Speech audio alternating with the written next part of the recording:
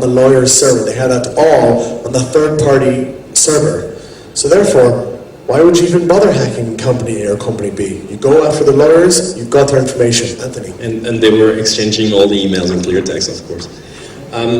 One thing, Dave, you didn't mention is, some of the thing doesn't have some, direct thing to do with computers. But nowadays, that everyone is using email, computers, and everything. The next time there's something happening like that, not only the people that have, that are in the know, but also the people they trust for the IT will be in the know.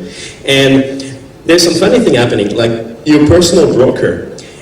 This is really funny because in Paris, you could open an account on an online brokerage account, and you can link it to your personal broker account, like institutional brokerage account.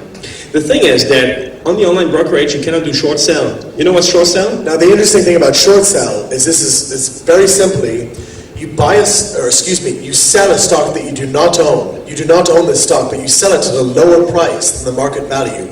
And you hope by the end of your contract that the price will have gone up. Therefore, you hope that the price have gone down, Therefore, you hope that you have sold it at a lower price than you will buy it back up at the end of your contract.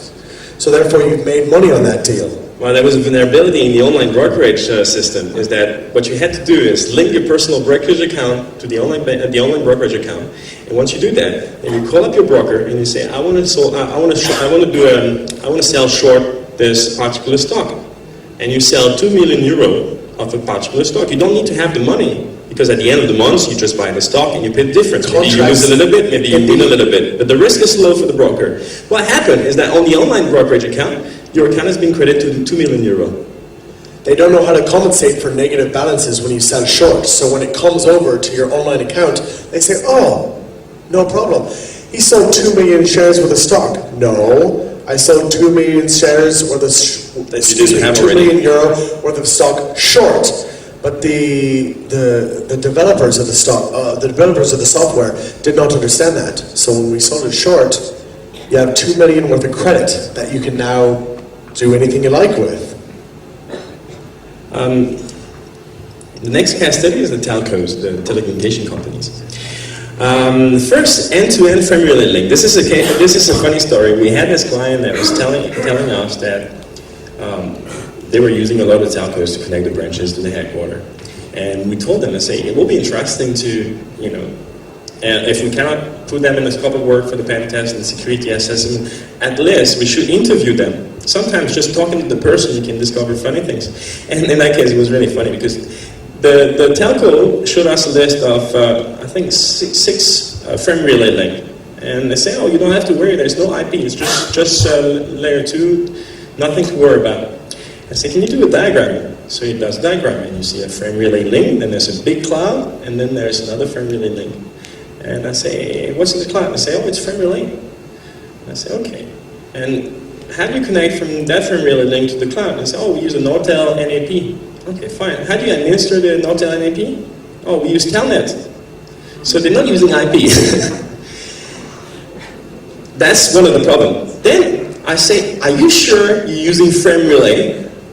And they say, yes. I say, are you sure? Sure as a man who shoots things knows he stepped in the turd? And they say, what? I say, are you sure it's frame relay? And they say, no, actually this link is not frame relay, it's microwave. And it's a 3.3 gigahertz link.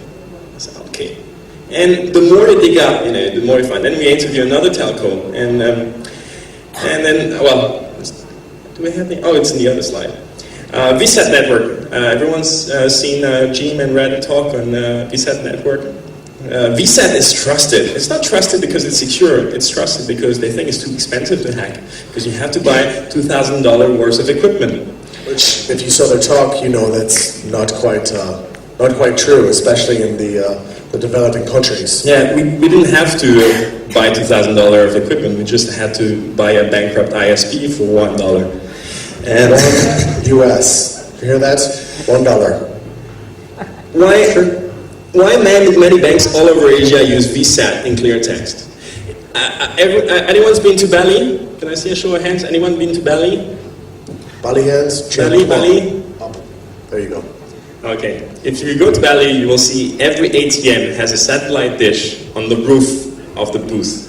The ATM sits in the booth and there's a nice little satellite dish. Most of the traffic is going to be in clear text. They use clear text over fiber, they use clear text over LAN, they use clear text everywhere. But why do they use clear text over a broadcast network? And the problem is similar with wireless, we're going to see in the next slides. They use no encryption because the added latency on a VSAT link is quite high. Instead of getting between 5 and 350 milliseconds, you get a latency of 600 milliseconds to 900 milliseconds. And most of the network in place, they will use like TFO as a transport. What does it stand for? It's an optimization of the transport, for example, TCP acceleration, big binary increased congestion. They will tweak the packets, they will tweak the TCP header to make it faster, or on the other end, they will do transparent proxying. They do a lot of things to mitigate the problem of packet loss and added latency. The problem is as soon as you use IPsec or a similar encryption scheme, the TCP header is encrypted and you get all the problem you had at the beginning that you were compensating. So between a drop in performance of 60% and 80%, the customers, they prefer performance. Especially when it's ATM transaction. Everyone, they don't want packet loss, they want fast connection, they want the guy to withdraw the money and they get a commission. So most people don't use encryption over VSAT. There was a comment in the Wall Street Journal after Jim gave a speech 2 weeks ago for the first time. There was an article in the Wall Street Journal, and one consultant, I wouldn't say he's stupid, but maybe he's misinformed. He said, "Oh, that's only worked with old satellite system." I can tell you, it works with most systems, not only satellite. Then you have the effect of convergence. That bullet point was called opening up the telcos. A long time ago, the telcos, like Emmanuel Gade said in his talk, telcos, banks, used to be closed environment. It was, closed documentation, closed network, closed protocols. But recently, with all the GSM, the SMS, they had to open up. They had to connect together. So now the telco used to be a closed environment. They had to connect to the bank. And for SMS banking, value-added. Do you know how many, like a typical telco, how many partners they have for value-added services like ringtone services and things like that in Europe, even port? They have over 900 partners. Also trusting the backbone. We saw earlier that most of the banks, they use clear text over any kind of network, even broadcast network like VSAT and wireless. So we had this interesting security assessment, and we found a wireless link that was broadcasting ATM transaction in clear text. See? I don't know if you speak Indonesian. If you understand Indonesian or Malay, it says at the bottom, "Mohon ganti pinan," that means please change your PIN. Up there, there's written "Kartu diblokir." Please put away your pens and paper and cameras. Thank you very much. I blurred most of the stuff that was confidential. And you see, the funny thing is that when I show the finding to the IT director and the CIO, he says, "We don't use wireless." Why are you showing this? You waste your. I say that. You waste your time with your findings. That's not us. That's someone else. We don't use wireless. You don't. They thought they were using a fiber link, and they went to the telco. They said, "Hey, we have to implement BCP, business continuity planning, and we need a backup link." But that's another problem. They only had one backup link, so they don't understand redundancy. So if one link is down, then they don't have a backup anymore. But that's another issue. So they asked the telco, "What's the option to have a backup link?" So probably they got a list of price, fiber, microwave, blah, blah, blah, blah. They chose the cheapest. The cheapest was Wi-Fi. And they were not using it as a backup link. They messed up. They were using it as a main link instead. And that's 1 year later, another bank, similar problem. And that's the whole credit card center over clear text. Not only you can see what's going on, you can get the username and password, you can associate to the access point. And all the branches were connecting back to the headquarters like that. I like number 98 personally.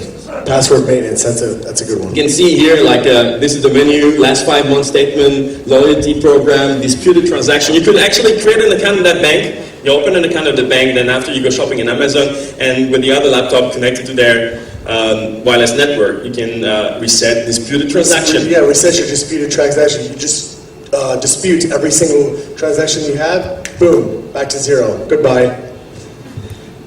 Okay, quickly, let's talk about government intelligence. This is actually an interesting domain. Hopefully I won't be kidnapped while I sleep for talking about this. This is government intelligence. Let's talk about the Soviet Union quickly. December 25th, 1991, Gorbachev decided that he was going to resign office. This essentially signaled the collapse of the Soviet Empire. Now, why does this have any significance to hacking? Well, I'll tell you exactly why. There are documented cases of over 300 individuals in different countries around the world putting puts are the opposite of buying a stock. You're betting that it's going to go down. Doing puts against the Russian economy on this particular day. Actually, they had a month-long contract because they didn't know exactly when it was going to happen. But they had month-long contracts. Now, these gentlemen could never be proved to do insider trading, but let's put it this way. There were over 3,000 more puts than an average day. The average day, by the way, was 1,500. There were 3,000 more puts in this one day against the Russian economy than there were in history. The payout, if you're curious how much these gentlemen made, or women for that matter, how much did they make? The payout was, for every $1 US you invested, the payout was $1,000. $1,000 for every $1 US. Do you all get that? You invest $1 million, all of a sudden you're a billionaire the next day. Billionaire. I wish I was 11. I wish I was a bit older. Nonetheless, some people had some inside information. The way this relates back is, that's a circle of trust. That's a network of trust. That they were exploited. Whether it be KGB or government officials, I don't want to toss around conspiracy theories. There's no reason for that. The point is, some people, whoever they were, knew that this was going to happen. They knew it was going to happen that month. Now let's go to China. This is actually pretty easy. First, let's start with the easy one, LANL. Do people know what that stands for? Los Alamos National Laboratories. There have been over 20 cases of Chinese spies that have been caught. And those are just the ones that have been caught, not the ones that have gotten away. Of Chinese spies stealing various secrets, as they're called, from the American government. Once again, network of trust, spies in your network of trust. Now let's go to reverse engineering. Actually, it's not only Chinese, spy on the US, the French also spy a lot on the US. It's spying on everyone. Specifically, everyone spies on the US. If you don't spy on the US, you're behind the times, to be honest. But this is specific only because it's backed up by New York Times articles. I'm not picking on China, mind you. Let's go to reverse engineering at this point. Reverse engineering is pretty easy. China is fantastic at it. I mean, they're unbelievable. These men and women can reverse engineer nearly any technology or non-technology that comes out of any country in the world. We're talking, that Prado, P-R-A-D-O bag that you got for your girlfriend that's supposed to look exactly like Prada? Yeah.